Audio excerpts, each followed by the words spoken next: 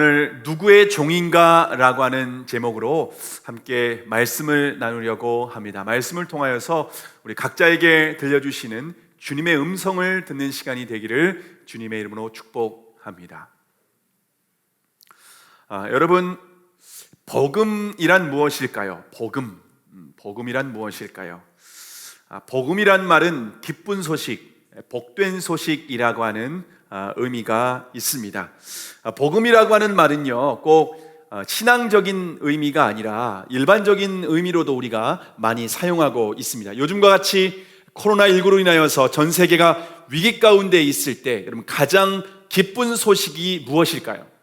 그것은 아마도 코로나19 백신이 임상 실험을 마치고 드디어 보급이 됐다라고 하는 소식이 아닐까라는 생각이 듭니다. 그래서 전 세계가 지금 코로나19 백신을 기다리고 있지만 아직까지 기쁜 소식은 없습니다. 전문가들의 견해로는 아무리 빨리 나와도 올해 안에 백신이 나오기는 쉽지 않다라고 보고 있습니다. 내년에는 코로나19 백신이 보급될 것으로 다들 기대하고 있습니다. 자, 그러나 우리가 코로나19보다 인간에게 더욱 치명적인 바이러스에 감염되어 있습니다. 바로 죄와 죽음의 바이러스입니다. 아담의 후손으로 태어난 모든 인간은 어머니의 태중에 잉태되는 순간부터 죄의 바이러스에 감염이 됩니다. 죄의 바이러스에 감염된 인간은 반드시 죽음의 결과를 피할 수가 없습니다.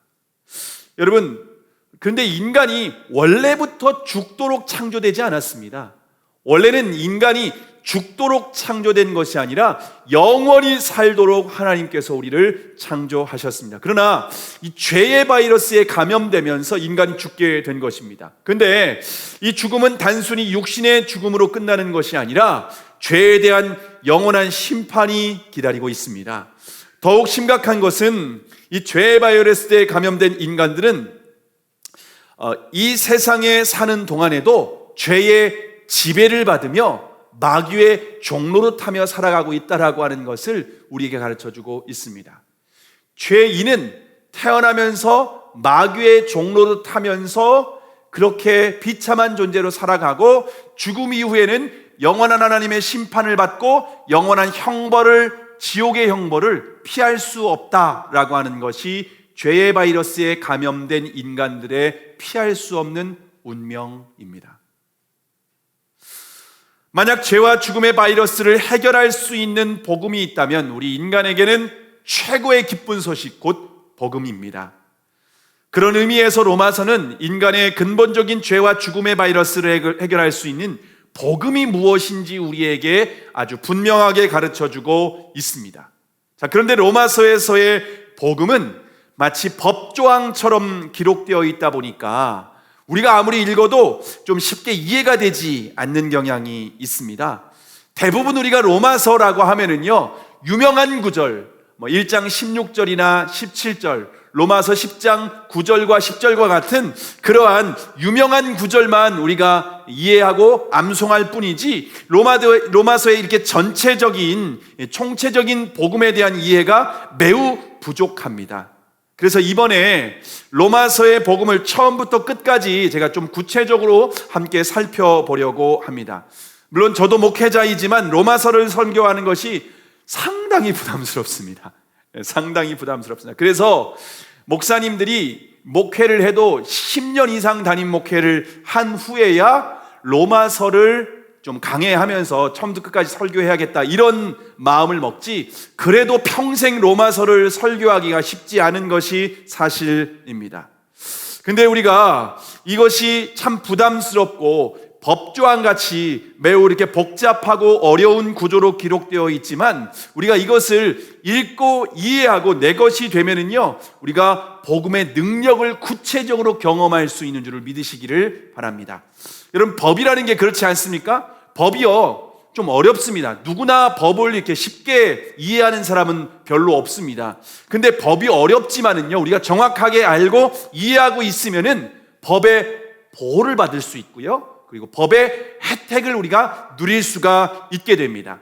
예를 들어서 저와 여러분이 자동차를 운전하는 사람은 의무적으로 자동차 보험을 가입하지 않습니까? 그리고 또 요즘에는 뭐 생명보험이라든가 이런 보험들도 많이 가입하게 됩니다.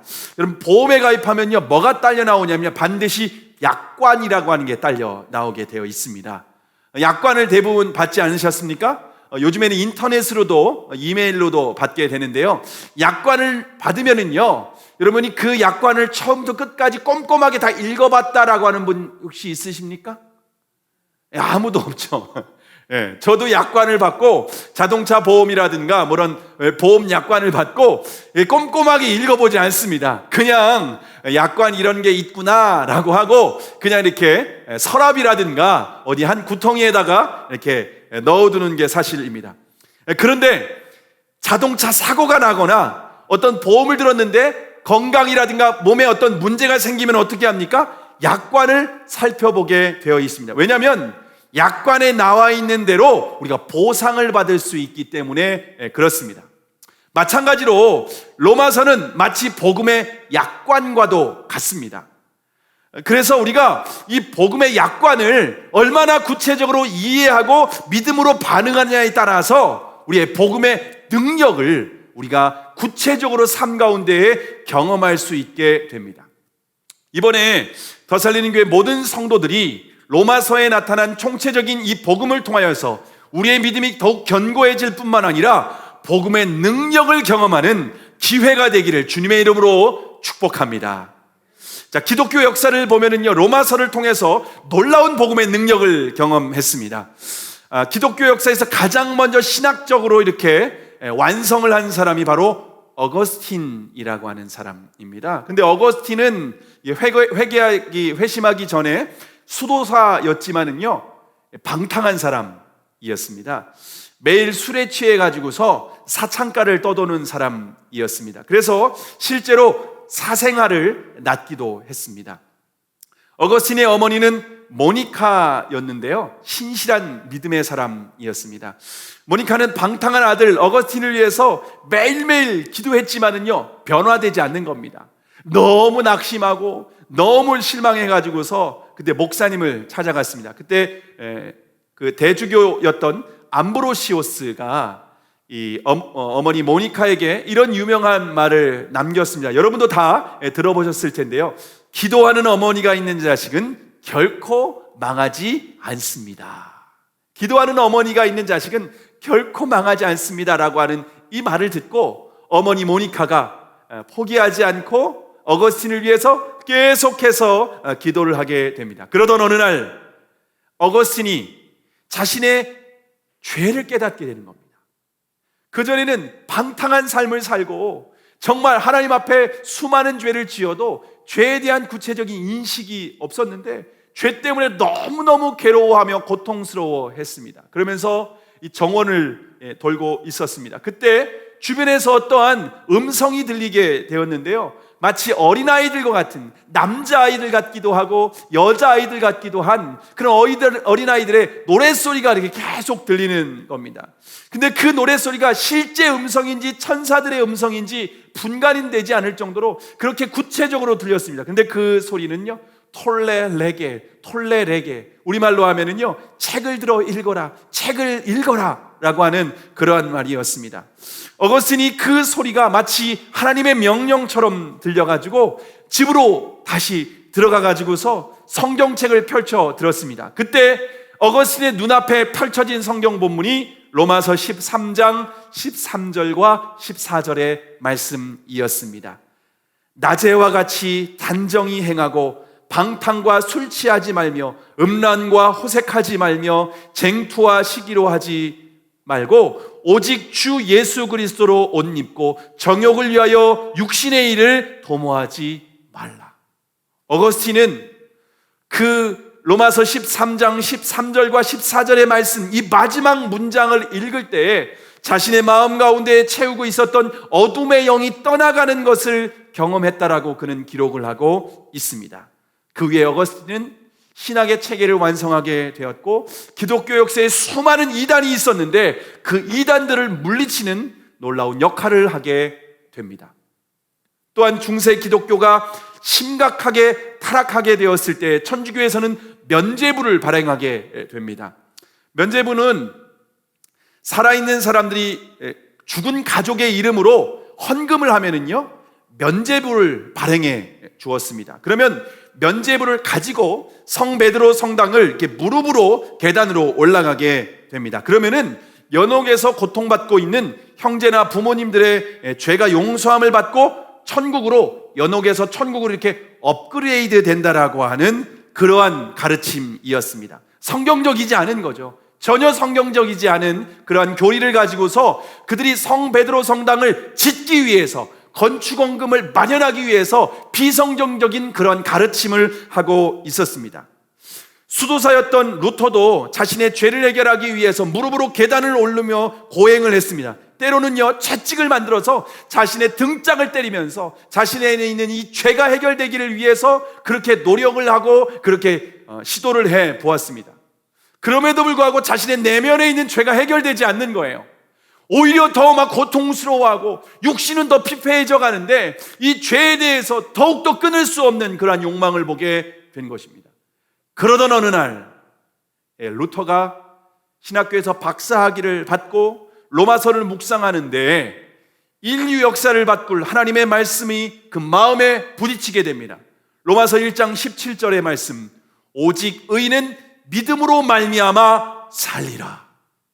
오직 의인은 믿음으로 말미암아 산다라고 하는 이 하나님의 복음의 말씀을 듣고 자신의 선행으로 하나님의 의를 이루고자 했었던 그 모든 노력을 포기하게 됩니다. 그리고 예수 그리스도께서 십자가에서 이루어 놓으신 이 하나님의 복음을 믿음으로 말미암아 내가 하나님 앞에 의롭게 될 수 있다라고 하는 이 복음의 진리를 붙들게 됩니다. 루트는 이 말씀을 붙들고 결국 종교개혁을 하게 되었고, 썩어 그리고 부패했던 이 로마 카톨릭으로부터 정말 순수한 하나님의 복음을 붙들고 나오게 되는 개신교가 갈라져 나오게 되었습니다.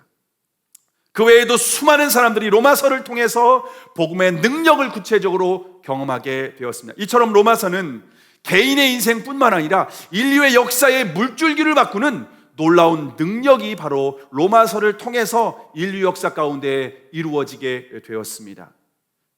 자, 그러면 먼저 복음의 능력을 가장 먼저 경험한 사람은 누구일까요? 이 복음의 능력을 경험한 사람, 그는 가장 먼저 오늘 로마서를 기록한 바울입니다.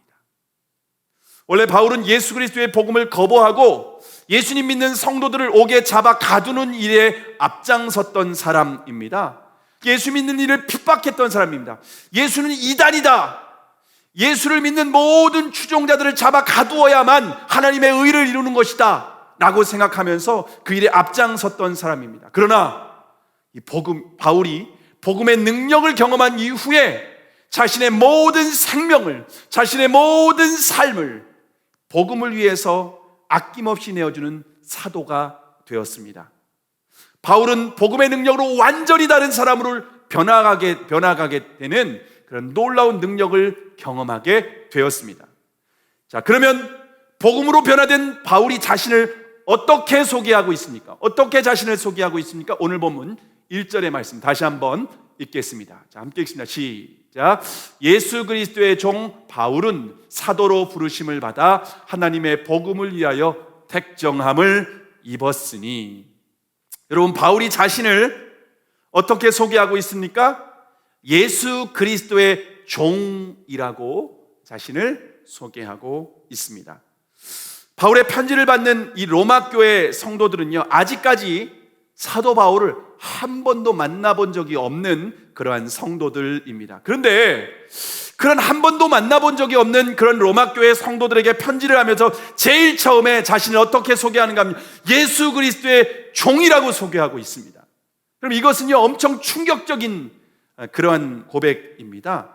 왜냐하면 여기에서 종이라고 하는 단어는요, 헬라어로 둘로스라고 기록이 되어 있습니다. 이 둘로스라고 하는 단어는요, 종이라고 번역하기보다 더욱 정확한 번역은 노예입니다. 노예. 여러분, 노예라고 하면은 뭐 지금 우리가 이렇게 노예가 있는 시대가 아니기 때문에 쉽게 이해가 되지 않는데요. 그 당시에 그 로마 제국에서는요, 6천만 명의 노예들이 살고 있었습니다.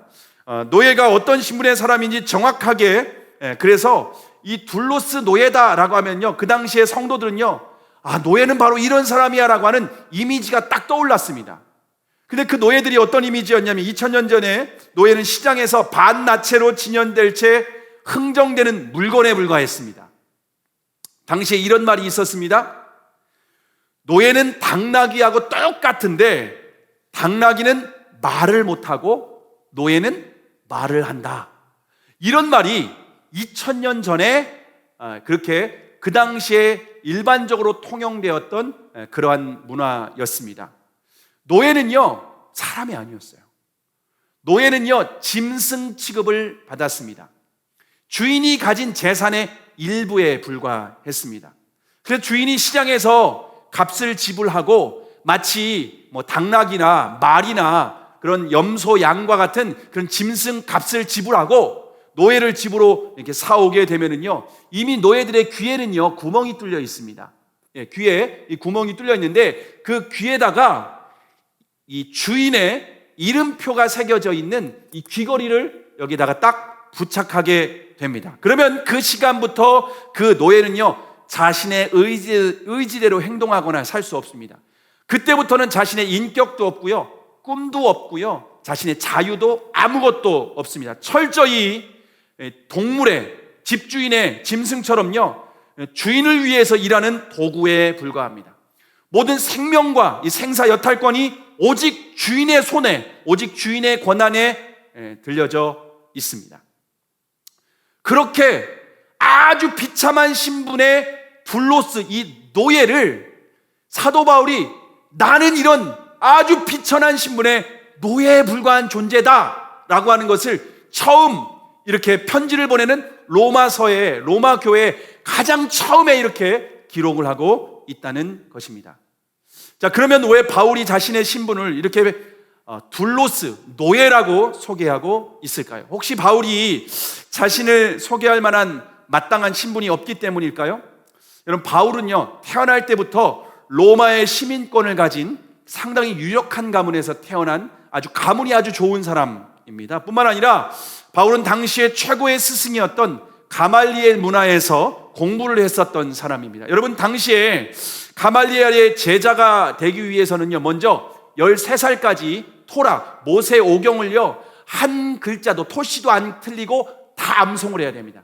13세까지 다 암송을 해야만 됩니다. 그래야 시험 볼 수 있는 자격이 주어지게 됩니다.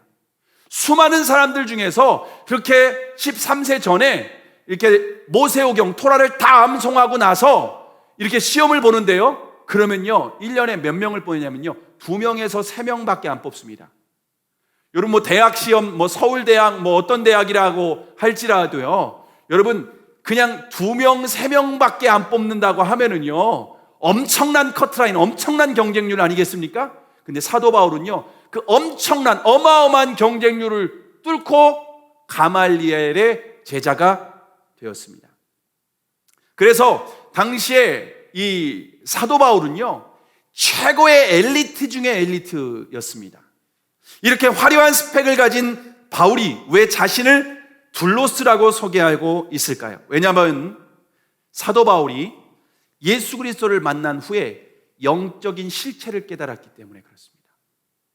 바울은 원래 율법으로 엄격한 바리새인이 되었습니다. 그래서 바리새인들은요, 스스로 하나님의 종이라고 자부하던 사람들이었습니다. 그래서 하나님을 위해서는요, 이단의 괴수였던 예수를 믿는 사람, 예수를 추종하는 사람들을 잡아 가두기 위해서 열심이었습니다. 사람들이 스데반을 돌로 쳐 죽일 때에도 사도 바울은요, 그들의 옷을 다 보관하고 있었던 사람입니다. 그 말은요, 내가 이 사람 죽인 것에 대해서 내가 책임지겠다. 나 바리새인, 랍비, 나 바울이 책임질 테니까 마음 놓고 돌로 쳐 죽여. 그랬던 사람이 바로 사도 바울입니다. 그런데 다메섹으로 가는 길에 정오의 빛보다 더욱 밝은 빛으로 예수님을 만나게 되고 두 눈이 멀게 됩니다. 밝은 빛 대신 예수님을 딱 만나고 사도 바울이 앞을 보지 못하게 됩니다. 그런데 다메섹에 있는 제자 아나니아에게 안수를 받았을 때 어떤 일이 일어나게 되는지 아십니까? 사도행전 9장 17절에서 18절에 보면요, 아나니아가 떠나 그 집에 달아가서 그에게 안수하여 가로되 형제 사울아 주 곧 내가 오는 길에 나타나시던 예수께서 나를 보내어 너로 다시 보게 하시고 성령으로 충만하게 하신다 하니 즉시 사울의 눈에서 비늘 같은 것이 벗겨져서 다시 보게 된지라. 여러분, 바울은 예수님의 제자였던 아나니아에게 안수를 받은 후에 눈에서 마치 비늘 같은 것이 벗겨졌다라고 얘기를 합니다. 그동안 사도 바울의 눈이 마치 뭔가의 눈에 씌어 있었던 상황입니다. 그냥 뭔가 눈이 가려져 가지고서 그냥 본인의 열심으로 그렇게 달려가고 있었던 겁니다. 근데 눈에서 비늘 같은 것이 벗겨지게 되면서 영적인 실체를 비로소 보게 된 겁니다. 바울이 영적인 실체를 보고 깨달은 뒤에 충격을 받게 된 거예요. 왜냐하면 자신은 하나님의 종이라고 생각하며 살았는데 누구보다 열심히였는데 근데 실제 영적인 실체가 딱 벗겨지는 순간 죄의 지배를 받고 있는 사단의 종이었다라고 하는 것을, 비참한 죄인이라는 것을 비로소 깨닫게 되었습니다. 결국 바울은 사단의 종로로 타며 살다가 하나님의 영원한 지옥의 심판을 피할 수 없는 저주받은 인생이었습니다. 근데 빛이 되신 예수 그리스도를 만난 후에 드디어 믿음의 눈을 뜨게 된 것입니다. 그래서 이제는 사단의 노예가 아니라 예수 그리스도의 노예가 되기로 결단했습니다. 그래서 이름도 사울이었습니다. 원래 이름은 사울이었는데 사울에서 바울로 바꾸었습니다. 여러분, 이름은요 그 사람의 정체성을 보여주게 되어 있습니다. 사울이라는 이름의 뜻은 무슨 의미인가 하면요, 원래 움켜진다, 구한다, 이런 의미가 있었습니다. 사울이라는 이름은요 이스라엘의 초대 왕의 이름입니다. 그래서 사도 바울은요 원래 이스라엘의 초대 왕과 같이 그 가문 가운데 위대한 인물이 되고 싶었습니다. 똑같이 베냐민 지파의 사람이었기 때문에 가문의 영광을 드러낼 만한 그런 인물이 되고 싶었습니다. 그리고 부모님이 그런 기대감을 가지고 사울이라는 이름을 심어 주었습니다. 사울은 자신의 이름과 같이 자신이 가장 높은 자리에 올라가서 사람들에게 존경을 받고 싶었습니다. 그래서 자신의 목표를 위해서는요 사람들을 짓밟고 올라갔습니다. 스데반과 같이 의로운 사람을 죽여도 양심의 가책이 전혀 없었습니다. 이처럼 성공이라는 우상에 사로잡혀서 사단에 속고 살아가고 있었습니다. 근데 예수 그리스도를 만난 후에 더 이상 사단에게 속지 않기 위해서 이름을 바울로 바꾸었습니다. 여러분, 바울이라는 이름이 무슨 뜻인지 아십니까? 작은 자라는 뜻입니다. 작은 자. 더 이상 사단에게 속아서 높은 자리, 그런 자리로 올라가는 것이 아니라 더욱더 이제 낮은 자리에 내려가고 싶었습니다. 더 이상 자신의 강함을 자랑하는 사람이 아니라 약함을 자랑하게 되었습니다. 왜냐하면 하나님의 능력이 자신의 강함이 아니라 오히려 약할 때 임하기 때문입니다. 실제로 바울은 자신의 이름처럼 겸손한 사람이 되었습니다. 자신을 철저히 부정하고 온전히 예수 그리스도만 드러나고 온전히 예수 그리스도만 자랑하는 그러한 사람이 되었습니다. 그러면 바울의 인생을 이처럼 변화시킨 예수 그리스도는 어떤 분이었을까요? 다메섹에서 사도 바울을 만나주신 그 예수 그리스도는 어떤 분이었을까요?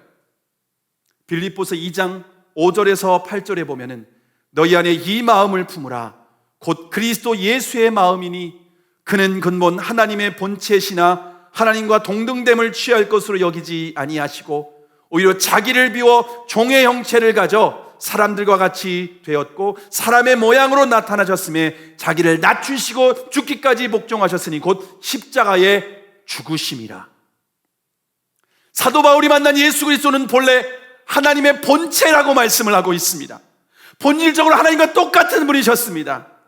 그런데 예수 그리스도께서 자신을 비우셔서 스스로 종이 되셨습니다. 종이.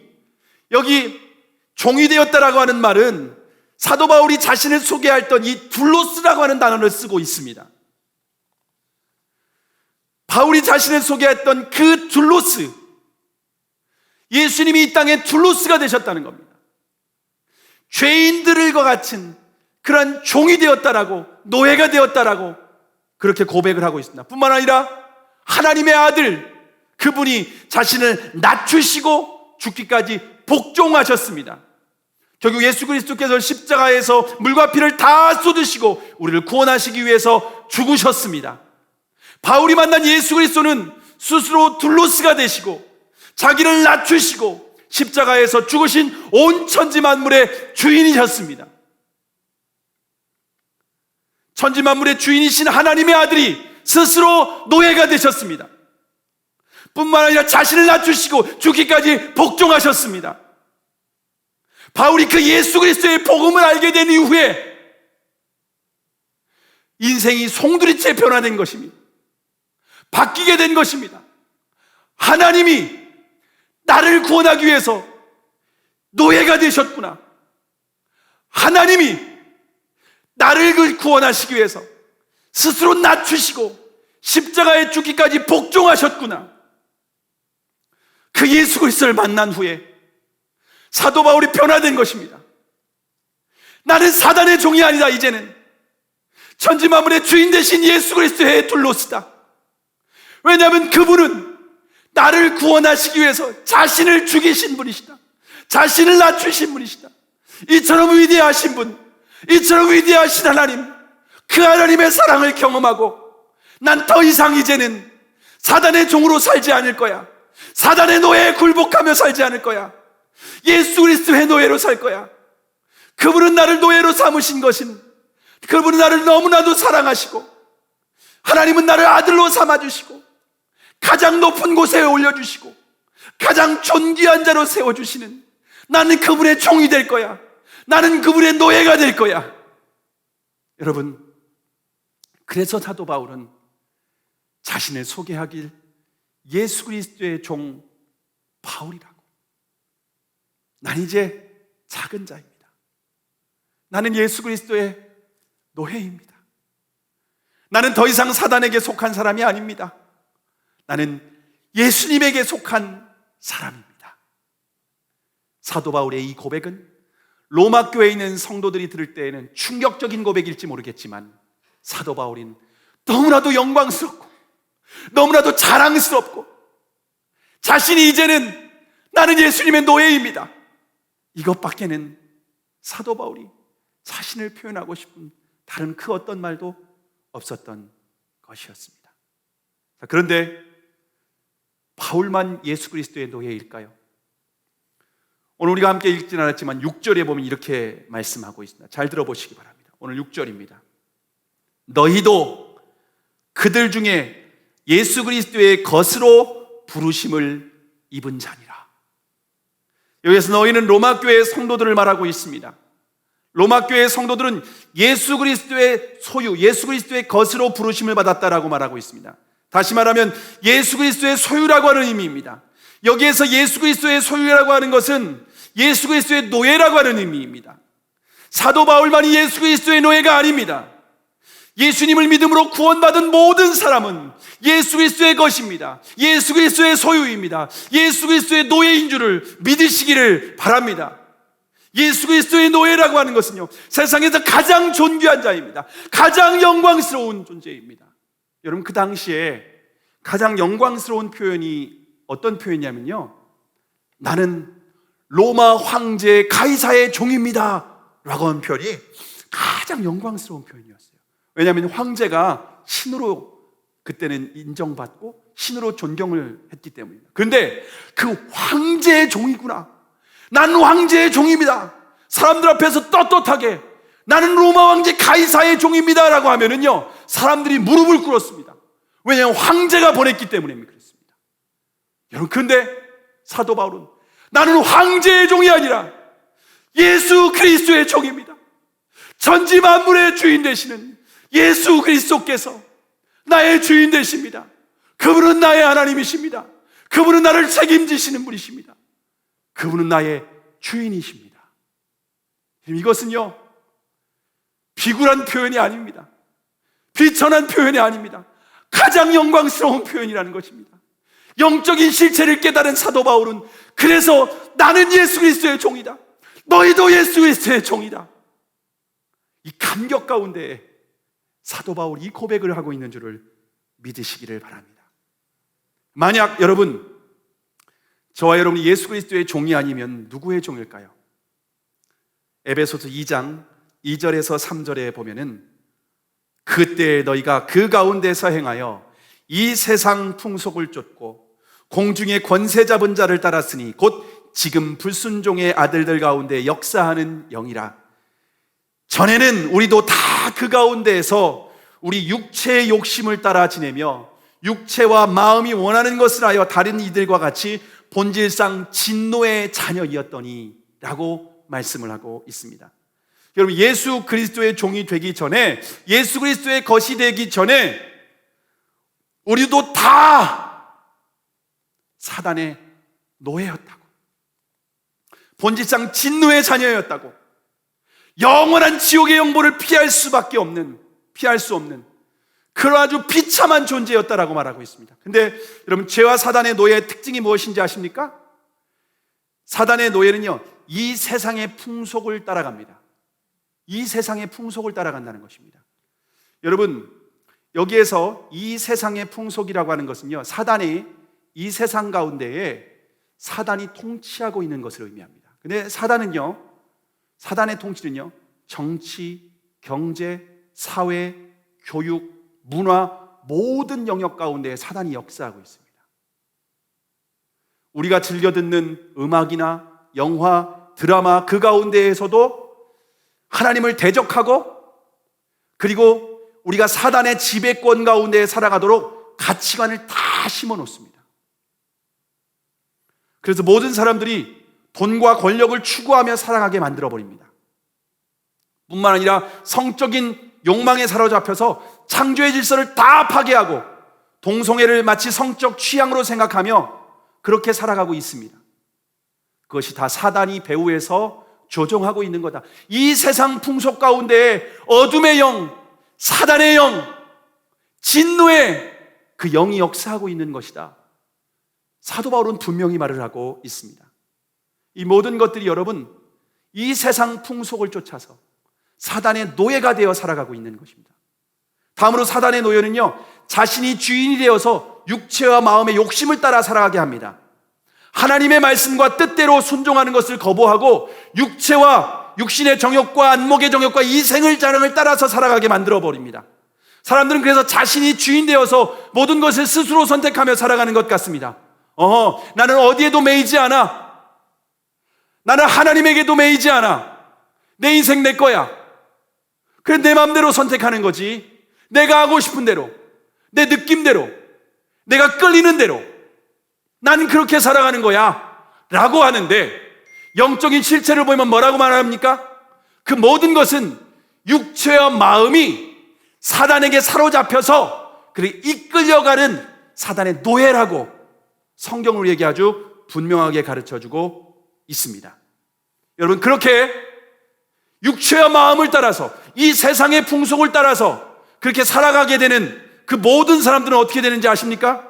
결국 진노의 자녀들은 사단과 함께 그들을 위해서 예비된 영원히 불과 유황이 타는 지옥불에 던져지게 될 것이고 영원히 저주받을 수밖에 없는 그런 운명이라고 하는 것을 성경은 아주 분명하게 가르쳐주고 있습니다. 여러분, 이 세상에는요, 두 종류의 종밖에 없습니다. 첫 번째는 예수 그리스도의 종인가? 아니면 사단의 종인가? 여러분, 이게 성경에서 말하는 두 부류의 사람입니다. 절대 중간지대 없습니다. 아니야, 나는 사단에게 속하지도 않았고 예수님에게 속하지도 않았어. 나는 나야. 절대 그렇지 않습니다. 인간은 이미 태어나기서부터 다 사단의 종로로 태어난다는 것입니다. 모두 다 예외 없이. 그런데 그 중에서 하나님께서 뚫고 들어가서 예수 그리스도의 복음을 믿는 사람들만 뚫고 들어가서 예수 그리스도의 종으로, 예수 그리스도의 것으로, 하나님의 백성으로 삼으신다라고 하는 것입니다. 절대로 중간지대는 없습니다. 예수 그리스도의 복음을 믿는 사람들은 이제 예수 그리스도의 종입니다. 예수 그리스도의 종은 더 이상 죄에 끌려가는 인생이 아니라 하나님의 말씀을 따라 살아가는 사람들입니다. 하나님의 말씀을 따라 살아가는 사람들은 영원한 생명이 있는 사람들입니다. 하나님의 사랑과 하나님의 은혜를 공급받으며 살아가는 사람들입니다. 죽어서만이 아니라 이 땅에서도 하나님의 나라를 누리며 이 땅에서도 하나님의 사랑을 받고 하나님의 은혜를 누리며 하나님의 축복 가운데 살아갈 수 있는 놀라운 은혜와 특권을 부여받은 사람이라고 성경 우리에게 아주 분명하게 가르쳐주고 있습니다. 여러분은 누구의 종입니까? 여러분은 예수 그리스도의 종입니까? 아니면 사단의 종입니까?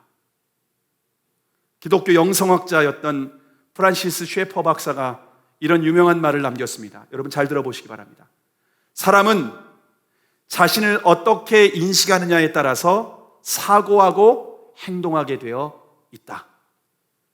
여러분이 나는 누구다 라고 하는 자기 인식을 어떻게 하느냐에 따라서 생각이 결정이 됩니다.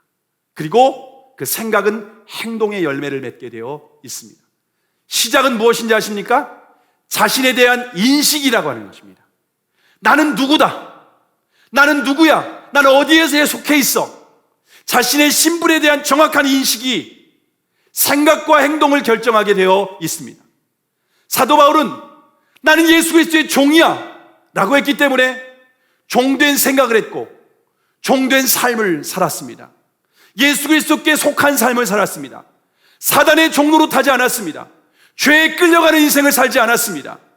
철저히 하나님에 속하고 철저히 하나님의 영광을 위하여 하나님과 동행하는 삶을 살았습니다. 여러분이 누구라고 인식하느냐에 따라서 생각이 결정되고 행동으로 드러나게 되어 있습니다. 그렇기 때문에 내가 만약 진짜 예수 그리스도의 종으로 인식하면은요, 삶으로 반드시 드러나게 되어 있습니다. 만약 입술로만 예수 그리스도의 종이라고 하는데 삶은 돈을 따라가고 있고 세상의 성공과 야망을 따라가고 살아가고 있다면 예수 그리스도의 종이 아니라 사단의 종이다라고 성경은 우리에게 아주 분명하게 말씀을 하고 있습니다. 예수님께서 마태복음 7장 20절 21절에서 뭐라고 하십니까? 이러므로 그의 열매로 그들을 알리라. 나더러 주여 주여 하는 자마다 천국에 다 들어갈 것이 아니요 다만 하늘에 계신 내 아버지의 뜻대로 행하는 자라야 들어가리라. 자신을 예수 그리스도의 종으로 인식하는 사람은 아버지의 뜻대로 행하게 됩니다. 주님과 같이 스스로 종이 되어 낮은 곳에서 다른 사람들을 섬기며 사랑의 열매를 맺게 되어 있습니다. 그러나 입술로는 주여 주여 하지만 삶은 다른 사람을 통치하고 다스리기 위해서 어떻게든지 더 높은 곳에 올라가고 또 어떻게든지 힘을 갖추어서 다른 사람들에게 영향을 미쳐서 내 마음대로 내가 하고 싶은 대로 살아갈 거야. 예수 그리스도의 종은 아니라는 거죠. 저는 예수님의 부름을 받고 목회자가 되었습니다. 그렇지만 저의 삶은 여전히 세상의 풍속을 따라 살아가고 있었습니다. 하나님의 말씀과 뜻대로 살아가는 것이 아니라 마음과 육신이 원하는 것을 따라갔습니다. 바울같이 세상의 성공을 추구하며 인정받는 목회자가 되고 싶었습니다. 주님과 같이 낮은 곳에서 섬기는 삶이 아니라 높은 자리만 찾아갔습니다. 그 사역지를 선택할 때에도 더 큰 교회, 더 사례비도 많이 주는 교회, 더 환경이 좋은 교회, 앞으로 담임 목회로 청빙받기에 좋은 스펙을 갖출 수 있는 교회. 입술로는 주여 주여 했지만 저의 삶은 제가 주인이었습니다. 이 세상의 풍속을 따라 살아가고 있었습니다. 주님을 따라 살아가는 것이 아니라 사단의 종로로 타며 살아갔습니다. 근데 하나님께서 은혜를 베풀어 주시어서 제 영안이 열어주셨습니다. 내 눈에 비늘 같은 것이 벗겨지게 되었고 더 이상 사단을 따라 살아가지 않고 예수님께서 나의 삶의 주인 되시고 예수님을 따라 살아가는 것만이 참된 가치와 생명이 있다는 것을 주님께서 가르쳐 주셨습니다. 그래서 회개하고 이렇게 개척의 길로 순종하게 되었습니다. 저와 여러분이 예배를 드리고 있기 때문에 당연히 예수님이 주인은 아닙니다. 여전히 죄와 사단의 지배를 받고 살아갈 수가 있습니다. 복음서에 보면 젊은 부자 관원이 예수님께 찾아와 묻습니다. 선한 선생님이여, 어떻게 하면 영생을 얻을 수 있습니까? 주님께서는 계명을 지키라고 말씀을 하십니다.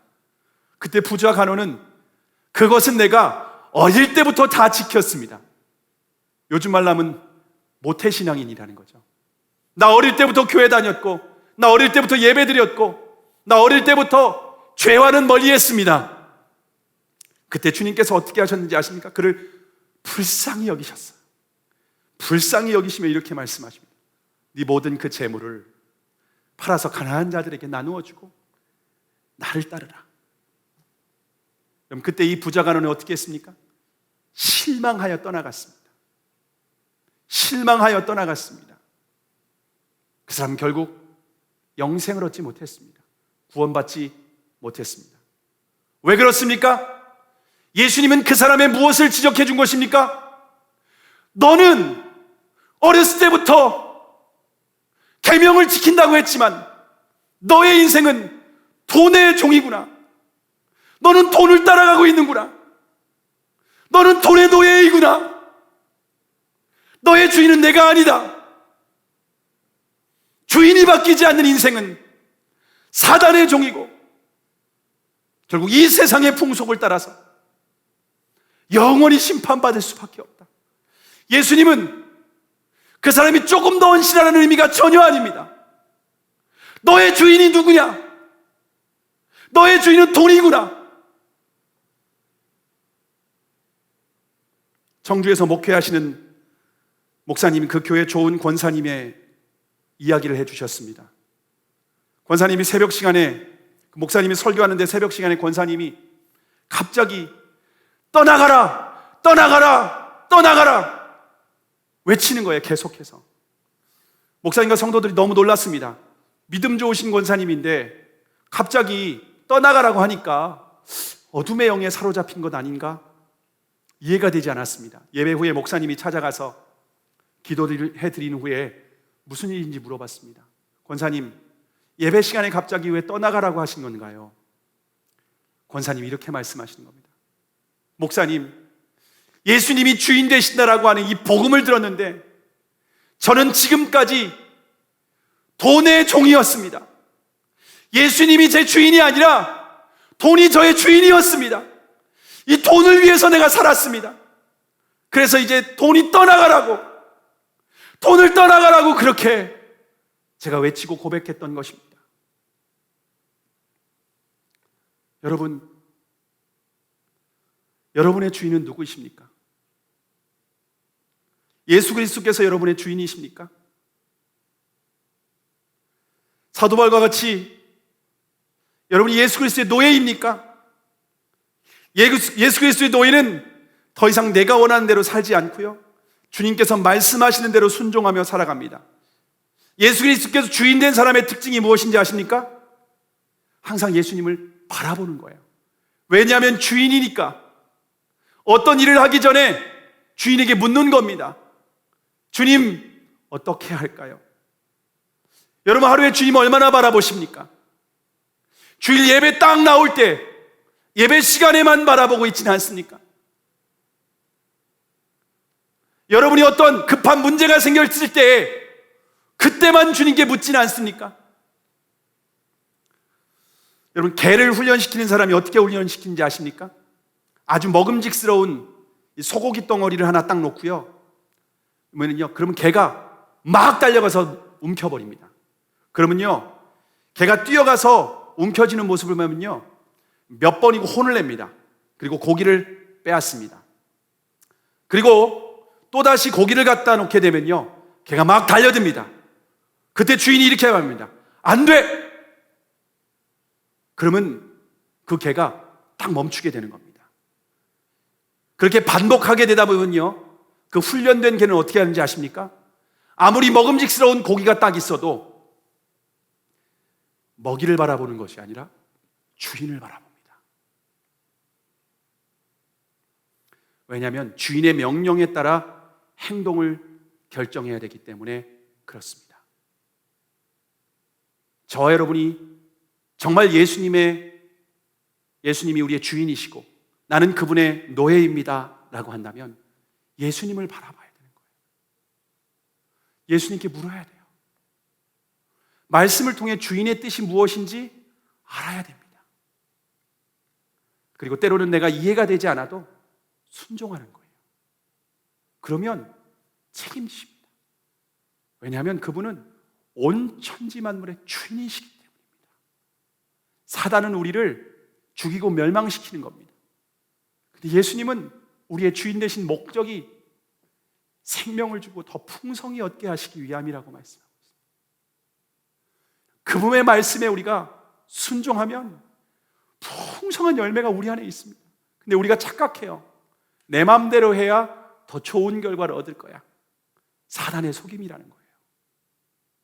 예수님의 뜻대로 하면 가장 좋은 것을 주님이 준비해 놓으셨다는 겁니다. 그분은 나를 나보다 더 사랑하셔요. 목숨까지 주어주셨어요. 그리고 천지만물의 주인이세요. 불가능이 없으신 분이라고 하고 있어요. 그분의 뜻에 순종했는데 나보고 골탕 먹으라고 하시겠습니까? 예수님이 저보고 청빈이 아니라 개척이다, 너 한번 골탕 먹어봐라, 그런 의미이실까요? 주님은 저에게 가장 좋은 길, 가장 완벽한 길, 이 땅에서도 하나님 나라를 누릴 수 있는 가장 영광스러운 축복을 주시기 위해서 이곳으로 인도해 주셨습니다. 여러분,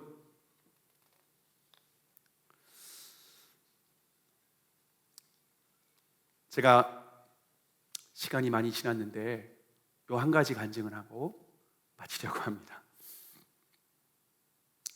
제가 개척을 하고 예수님이 주인 되셔야 됩니다. 성령님이 인도해 주셔야 됩니다. 그것만 놓고 계속해서 기도하고 계속해서 은혜를 구하는데 모든 결정 앞에서 주님께 철저히 물으려고 하고 있습니다. 개척을 하면서 1층에 카페가 세웠으면 좋겠다 생각을 했습니다. 왜냐하면 카페는 지역 주민들에게 전도와 선교의 접촉점이 될 수 있기 때문에 그렇습니다. 근데 이번에 한 제약회사에서 우리 교회 1층에 카페를 만들고 싶다라고 하는 제안을 했습니다. 제약회사에서 돈을 벌어서 카페에 투자하고 싶다는 겁니다. 대표가 믿음이 아주 좋은 분이십니다. 그래서 특별히 개척교회에 투자하고 싶대요. 그래서 개척교회가 주변의 이웃들에게 전도의 장이 되고 선교의 장이 되었으면 좋겠다라고 하는 비전을 가지고 있다는 것입니다. 그래서 그런 상황이었는데 또 그 시점에 똑같이 우리 교회 한 성도님이 카페를 운영하고 싶다라고 하는 의사를 밝혀주셨습니다. 저희가 어디로 이 카페를 운영할 수 있도록 맡겨드리면 좋을지 우리 리더들을 불러서 함께 기도하자고 했습니다. 인간적으로 생각을 해보면은요, 제약회사에서 맡으면은요, 뭐 재정도 좀 많이 있으니까 또 월세도 도움이 될 거고, 그리고 뭐 인테리어라든가 운영도 저 잘할 거라고 하는 그러한 생각을 할 수가 있었습니다. 그런 생각을 하고 있지만은 주님께 묻고 주님이 원하시는 것이 무엇인지 그렇게 기도하자고 하고 기도를 시작했습니다. 기도를 시작한 첫날 월요일 새벽이었습니다. 시편 146편의 말씀을 묵상하게 되었습니다. 그달 3절에 이렇게 말씀하셨습니다. 방백들을 의지하지 말며 도울 힘이 없는 인생들을 의지하지 말지니. 세번역 우리 그 개역 개정 성경에는요, 귀인들이라고 되어 있습니다. 귀인들을 의지하지 말며 도울 힘이 없는 인생을 의지하지 말지니. 주님은 그 말씀을 딱 주시는데, 야, 너 기업에서 하면은 재정도 많고 기업에서 하면은 힘이 있고 거기가 귀인이라고 생각할 수 있는데, 너 그렇게 그런 사람 의지하지 마. 도울 힘이 없는 인생을 의지하지 마. 너희 교회의 주인은 나야. 나 하나님이야. 너희 교회 재정을 더 채우려고 그쪽에 그렇게 의지하지 마. 나는 그걸 원하지 않는다. 주님이 그 마음을 주시는 겁니다. 카페는 재정에 도움을 얻고 어떻게 한 푼이라도 더 얻는 목적이 아니라 지역 주민들을 위해서 선교하고 전도하는 선교의 장이 되어야 한다라고 하는 마음을 주님께서 주셨습니다. 그래서 우리 교회 성도님이 그러한 마음과 뜻이 있고 또 운영하고자 하는 그러한 하나님께서 마음을 주셔서 우리 성도님이 운영할 수 있도록 그렇게 말씀을 드렸습니다. 여러분, 이 모든 것은 예수님이 주인 되시고 예수님이 우리의 교회의 주인 되십니다 라고 하는 것을 분명하게 보여주는 사건인 줄로 믿습니다.